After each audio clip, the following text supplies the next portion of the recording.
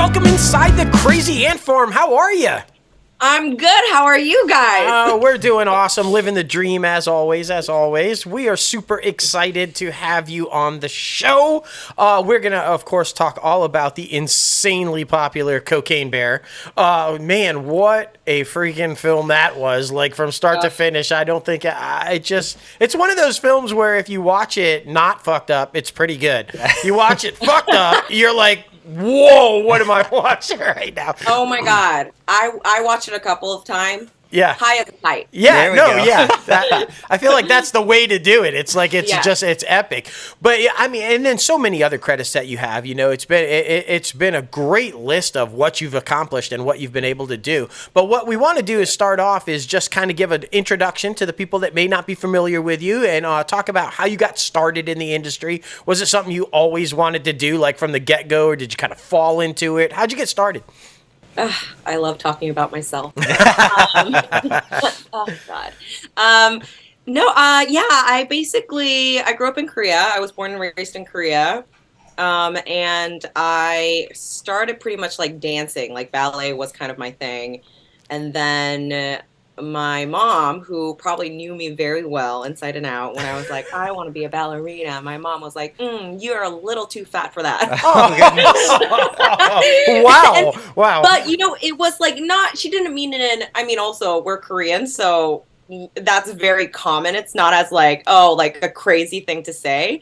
But also, she didn't mean it like, oh, you're too big for like life. I think she just meant like dancing, like especially ballet. It's a very strict regimen, and like it's very harsh on your body, and it was very classical, and you know it needs a certain body type. At least when I was doing it in Korea, it kind of did, and I think my mom knew I liked eating too much, and like that was like one of my biggest. Still is my biggest joy. So she kind of like figured that out. So I kind of got into musical theater.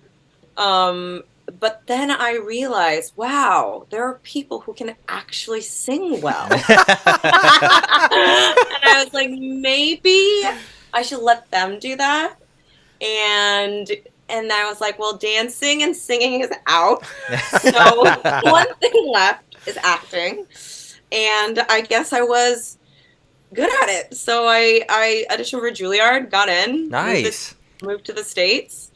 And then it kind of started out there. Yeah, that right there is a huge accomplishment, right, because like, Juilliard, I feel like barely accepts anybody. Like that percentage is so tiny every single year. That's so that's like huge. She said, kudos. "I guess I was good." Yeah, I guess I was good. Yeah, good enough to get into Juilliard. It was crazy because it was one of those things. I don't come from a very artsy family. Mm-hmm. I come from a very academic family, and they're very Korean. So, like, I think my parents were just a little, at least my mom was a little nervous about, like, oh, is she actually good? You know what I mean? Like, she just didn't want me to suffer in a career. It's already hard being an actor. Mm-hmm. Yeah. So I think she just wanted to make sure I had some talent, so... and also being Korean, once I got into Juilliard, they were like, great, we support you. That's so funny. Mom sounds like a total realist. She's just going to be there, the one to call you out on everything. Are you good enough? You can't sing. You can't. You're probably not going to dance. Like, what are you doing? Like, I love her already. She's like, I'm just keeping it real. Great. I love you, but Oh, 100%. And she was the one who kind of, she was also the one who encouraged me to come to America, which I think just changed my life pretty much because, Korea, I think it was very realistic. She was like, if you want to go into Korean industry as actor, you have to look a certain way. Yeah. That's gonna be hard. So why don't you go to America where they accept everyone. That's true. That's true. And we're happy to have you because, I'm just saying, I feel like, your performance in this film and Cocaine Bear, the one we'll be talking about a little bit later, was freaking awesome. Your death by far is my favorite death. I will say that. Like, holy shit. It's the best. There was a little bit of that ballet in there, that little spin. That little flip, total dance training. myself, but yes, that was all my ballet training. Oh, of course it was. Of course. Which we won't tell anybody it wasn't you. Yeah, exactly. Okay. Exactly. Cut that out. Cut that part out. But with going to Juilliard, I'm assuming there is a lot of stage practice, right? You're on stage a lot. So how do you change from being on stage and performing for the back row to transitioning into film and television where every little detail of your face is being picked up and they kind of tell you to dial it back a little bit? How do you do that transition? I mean, yeah, that's that was hard. Yeah. That was really hard. And I'm like one of those actors who are also like, I think express. I mean, my personality is this. Yeah. So like I think that shows in acting. And that was really hard for me. That was like something that I had to practice. And I think especially once I got the groove of it, but also, self-taping a lot helped because you start to watch yourself, like, how you move and you understand certain quirks or, but it's now I'm just starting to like feel like, oh, I kind of get a hold of it. I kind of got a hold of it. I think it took me a hot second. Oh, so many crazy audition stories where, but yeah, that was a transition for sure for me. I think some actors have an easier time, but for me it was a little harder. But I still do theater, which is such a blessing.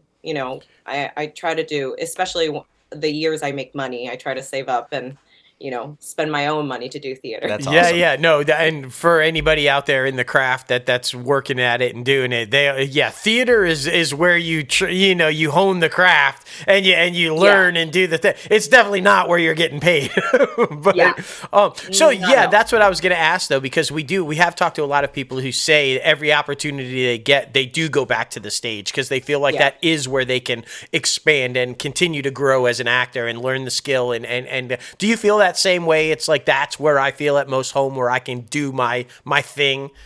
Yeah, I mean 100%. Like it just feels like it's a different beast because there's a lot of rehearsing, there's a lot of you get to like spend time with people. I mean on film sets too, but especially theater, you're just kind of in a box for hours and hours, kind of like trying to figure it out and like you're so I just love that community that comes with theater as well. And, I mean, for a while, I think film and TV was more of like an unknown zone for me. And theater was like kind of my comfort. But I think it also depends on the project. If it's something that really is different from what I normally do, I think that's also becomes a challenge as well. Well, I think too, one of the positive things about theater is that you get the instant gratification of knowing whether it's working or not, right? When you work on a film or a television project, it could be months, a year down the line before you know whether it worked or not. Did people like this? Theater, right away, is this shit working or is it bombing? You know right away, right? Oh, so. 100%. And I love when people like me. I'm like, it's really difficult to not like, they say like perform for the laughs. Right. Like that's something I like really have always been so aware of because I know I enjoy that a lot. Yeah. But yeah, that's such a like, it's such a different feeling when you're on stage and people like, are so engaged. You can feel like people's energy and like, it's just the best. It is really cool and there's different aspects of theater too, because you get those awesome performances where one night you do amazing and then the next night you do the exact same thing and maybe the audience doesn't take on to it as well as the previous audience. So you always remember that one show where you're like, that was really good. But then transitioning into the other one, you're like, fuck, what was it? What did you want out of me? Like, know, what's the timing? Exactly. It's always so funny because I am also a fellow thespian, and when in high school I was doing Sound of Music and I was Rolf, 16 going on 17, all the good stuff. And went on 17. Exactly. And the first night I remember like when we came out for the bows, like her and we came out and like it was a roaring effect. It was so amazing. And then the last night we came out and I was like, what the fuck? You guys are supposed to cheer for me, okay? I saved the family. Like, it's all good.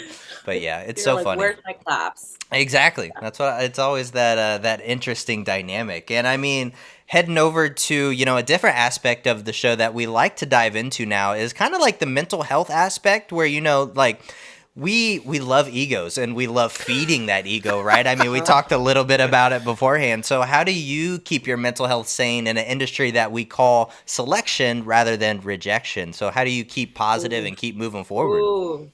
Selection. Yeah, we don't look at it as like you were rejected. You just weren't selected that time. You know, it's fine. I think I think it was, I don't want to butcher this quote, but I remember at some point somebody said something very similar to that. One of the actors, I think it was Jim Carrey, but I might be totally wrong. But he said something like, when you walk into an audition room and, if you get it, great, that's a bonus. But if you don't get it, you're living the same life as you were before. That's right. You lost nothing. So why, there shouldn't be, if there's something that comes out of it, great. But your life hasn't changed from when you have walked in to walked out.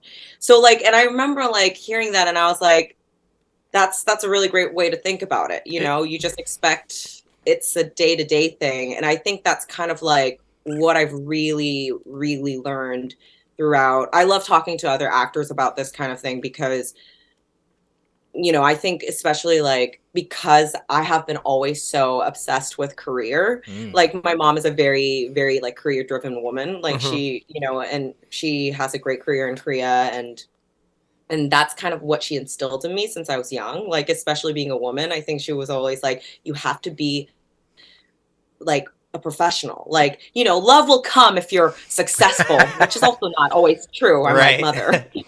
That is not true. But that's kind of how it was instilled in me. So I think that was really hard. And especially coming from Juilliard where acting was everything. And I felt like that was it for my life, which it still is. Deep down, I still have that. But I try to think that I don't really share a lot of details to good things and bad things to my friends or family. Right. And some of them my mom would be like, why are you in Ireland?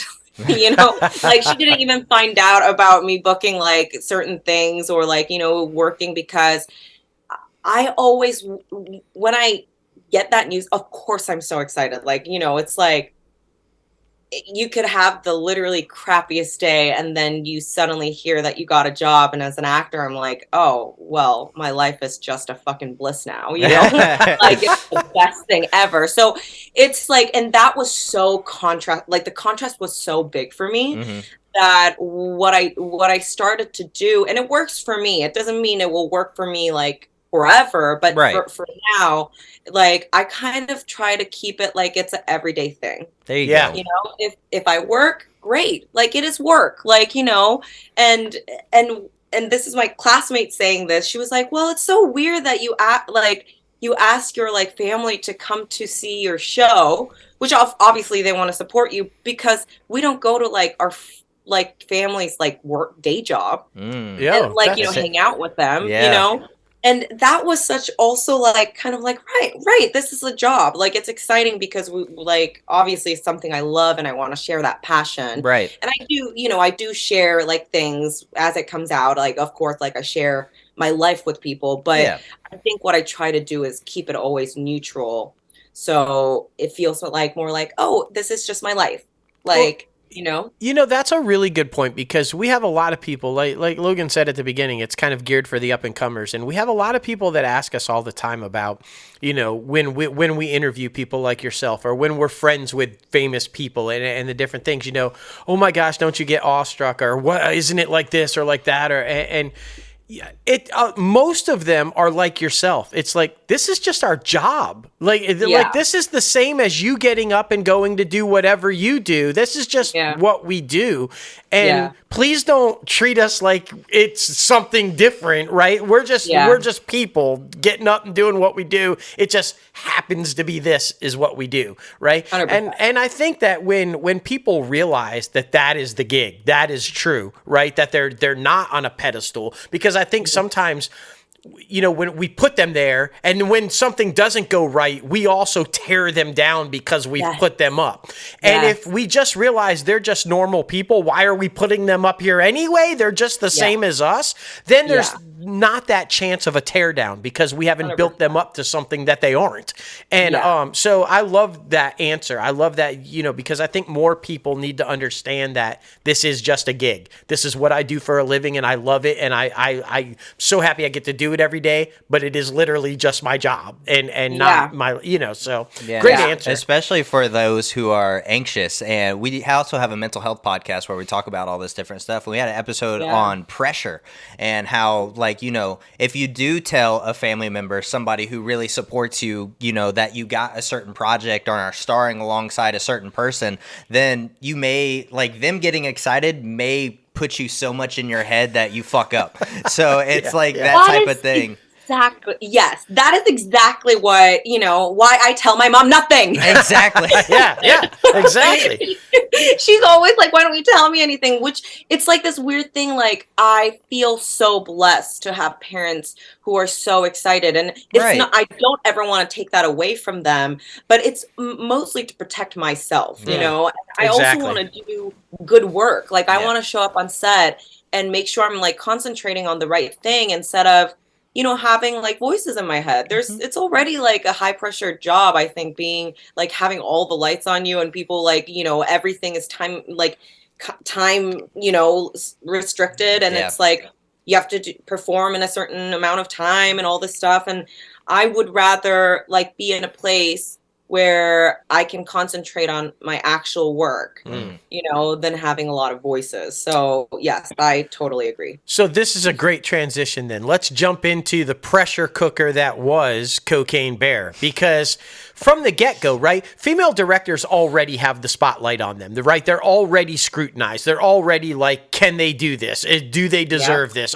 So you're coming right out of the gate with that. And then this story, right? And Elizabeth Banks admittingly, it's this is either going to work or it's going to be the worst fucking thing ever made, right? There's no in between. It's either this is going to hit or it's going to fucking sink. There's no way. Yep. So talk about that experience. When you get on a film like that and you just know people are either going to love it or hate it and there's no in between. What's that like on that set going, okay, this is pretty fucking weird. What are we doing? I actually, the pressure I felt on Cocaine Bear, I mean, obviously there were pressure, obviously, but for sure. I actually, compared to a lot of projects that I've been on, I had so much fun. Yeah. And maybe it was also because where I'm at in my career and where I'm at in life, maybe the mental work, mental health work, actually work. Exactly.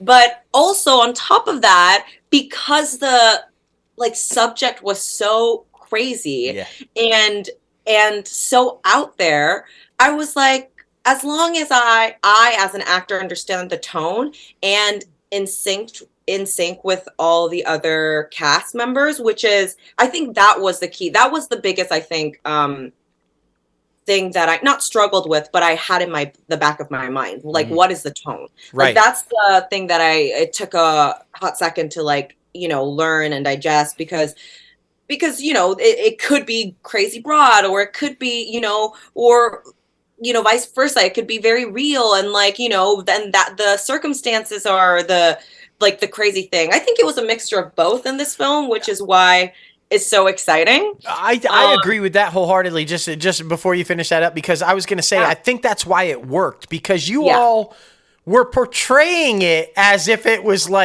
I'm very serious in tone. I'm a paramedic. I'm here to rescue this woman and everything. But the situation was so hilarious, and you're trying to keep the straight realism of it. That's what made it work, because that in itself was fucking hilarious. It's like, no, she's just like trying to get this heartbeat and listen to what she's saying, and all the chaos, and she's like, no, I've got it. And then the bear. Oh shit! Like that was, and I felt like everybody in the film was doing that. No, this is a very 100%. serious. We've got to keep it real, but it's fucking crazy. So I just thought it worked brilliantly.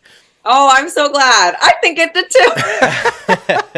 I mean, I'm in the movie, so I'm biased. Of course. I just love how this film, it has the potential, I feel like, to be like one of those cult following type films. Without doubt. Especially like, I kind of compare it to like Dazed and Confused in a sense, to where like people could maybe make a little game out of it. Like every time somebody dies, take a shot, or like, you know, like that, that type of thing. And I feel like, you know, they weren't, the whole film's a risk, but certain aspects in the film taking risks, like the kids eating the cocaine, I was like, there's no way this is going to happen. There's no fucking way. And then it does, and I'm like, yes! I mean, just that, you know, I feel like Hollywood right now, a lot of it, you know, they try to stick to the chest. They try to play it too safe. So it was refreshing to be like, okay, let's step out of the comfort zone a little bit and let's see where it can take us. And I'm honestly really happy it didn't get any blowback from that. But it was a really cool experience. Well, and the little kid who played Henry, the way they progressed him through the stages of, right? like he was amped up, he was hungry and jonesing for some sweets, and then by the end he's like, I'm fucking tired. Like the way he rolled through his cocaine shit was so funny. I was just like, this kid is killing it, man. Oh, he's so great. And did you ever wonder at any point, like, were you like, because when you were saying make a game out of it, I was thinking, how many scavenger hunts are going on right now, knowing this is a true story? How many fuckheads are going out to the forest trying to find the cocaine or find a bear, right? Like, oh, it's still out there. Well, let me go find it. I've never thought about that, but I'll pack my suitcase soon. But for sure, right? Because they put it right there at the end. The cocaine is still out there. Go find it, you know? Wow, that's crazy. I've never thought about that. Well, I don't know what that says about me, because that's immediately what I thought. It's like, ooh, I wonder if we can go there and find it. I think smart man. I think intelligence. Well, until the bear is there, and then I don't know how intelligent that would be. But oh my gosh, that's absolutely hilarious. And I also want to make a comment too on the premiere outfit that you decided to wear. Kudos to you. Yes. That was freaking awesome. Where did you even come up with that idea? Because that's like, I mean, it's so funny, like, I loved my outfit. Wasn't that so fucking great? It really was so cool. And I just was so happy. I mean, so basically, when the premiere was, you know, coming up and all this stuff, and I just had so many ideas, because when am I ever gonna be in another movie called Cocaine Bear? Exactly. Like, you know what I mean? And I just didn't want to put it simply, I really didn't want to look just pretty. Right. Yeah. Like, which was like kind of, you know, which there's nothing wrong with looking pretty. I've gone to there are probably a lot of premieres in the future that I'm like, oh my God, I just want to look so hot and pretty. Right. Like, you know, just gorgeous. But which I thought I did in the premiere, tooting my own horn. I looked so sexy. But I really wanted to like be funny. Yes. Like I wanted to be out there. I wanted to like represent the film. Yeah. And also like I play a paramedic in the thing, which is so fun. I loved my look in it. Like, you know, the blue eyeshadow and the hair. I just like love everything about it. And I wanted to like do something like very different from how I look in the film. And so my amazing stylist and I like put our heads together and, you know, kind of came up with that outfit. And you know, I am so fucking happy about it. Because a lot of my friends, I mean, you know, it's one of the craziest looks that I've done. Right. premiere and probably will do, I probably, unless I'm in a crazy movie like that, I'm not going to show up to every premiere looking with pasties. Although my friend is getting married and I'm really, really contemplating it. Everybody in her family is very worried. Yeah.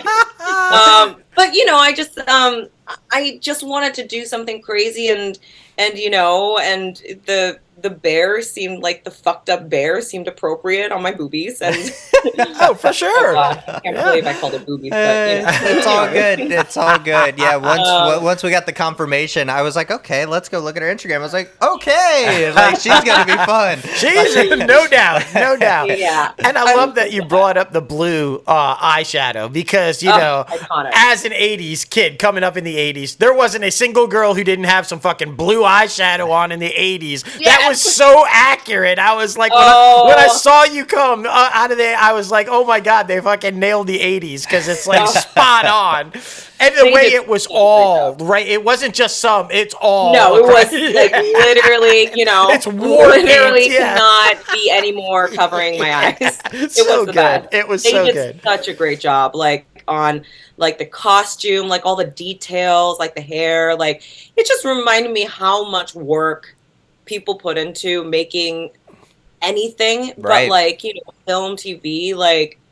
Oh, it's just so crazy. That's why I think like being an actor is such a blessing, but also like we do nothing. Like not that like we obviously do. I'm not like, I'm talking our jobs down. I think what we do is fucking amazing and it takes a lot of hard work. But like being on set, like everybody caters to the actor. Yeah. And when actors are like, have a moment to like sit, everybody's moving everything like talking amongst themselves about what they're going to do next. And it's just like, I always have to remind myself that it's such a blessing to be in this business. And yeah. Well, we joke all the time. I think one of the best things that with now everybody doing these post-credit or mid-credit scenes is that you're forced to actually finally see people that work on the film, right? Because nobody would stay for the below-the-line people, right? It's like you're out of there. Now you see all the below-the-line people and how many people are actually there making this shit happen. 100%. And I think that's a good thing, right? Everybody loves their post-credit, but at least the best thing out of it is that you finally get to recognize all these people and all the hard work that goes into it because no 100%. Below the line, no film, period, right? 100%. So, I mean, that's 100%. The way. I love that. Well, I mean, you just exude confidence. So I'm just curious if you have ever had like an embarrassing story on set or on an audition that at the time you were like, oh, what the fuck just happened? But now you can sit back and laugh on. We like having conversations with this just because it's a nice, fun way to reminisce on projects that you've been on before. Oh, God. Actually, I do. There's this one audition that I always think about. God. And it was kind of like when I was still in school. It was like fourth year of Juilliard. So I was, like about to graduate. And it was one of those moments I was like, oh my God, I have to learn how to do film. Like something is not clicking. But I don't even remember who she was. I don't remember what, it was some kind of NDA project, so we didn't get the side, but it was like apparently this big film. And we didn't get the sides. We got the sides when we got there. Like it was like a monologue. And we, all the girls were like sitting outside and like, kind of like, looking over this fucking monologue and we went, I went into this room and I remember this casting director, she was like on her computer and she was like so far, it was a very like long room in New York, so it was a very long room and she didn't even like look up at me like when I came in, but I remember I started the audition, like, she had the camera and whatever, and she was sitting down kind of like doing her thing. And I started, doing the audition, and I said my first line, and she goes, whoa, stop. And I was like, oh, and she was like, you're way too big, like, just way too big. And I was like, oh, okay, do it again. Barely 2 lines.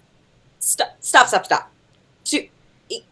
Really, like, did Juilliard not teach you like screen acting? Oh. Like, and I was just like, And I was like, oh, so nervous. Yeah. And then she did that again. Like, and the crazy thing was, part of me was like, I really want to remember who it is, because part of me was like, wow, you did see something in me, because Right. it went on for like a good 10 minutes. Oh, wow. Oh, wow. Which kind of now, like, I wasn't horrified. I actually felt like it was a good lesson, because it really made me tune in to Right. like the acting. And she wasn't like mean or anything. Mhm. I wish she looked at me once in a while, but other than that, I felt like she actually taught me a lot, like, by doing that. But yeah, she went on for a long time, and I got stopped like many a times.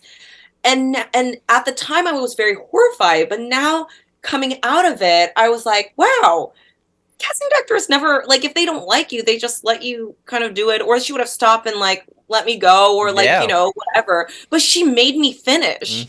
And like, so part of me was like, must have had some star quality.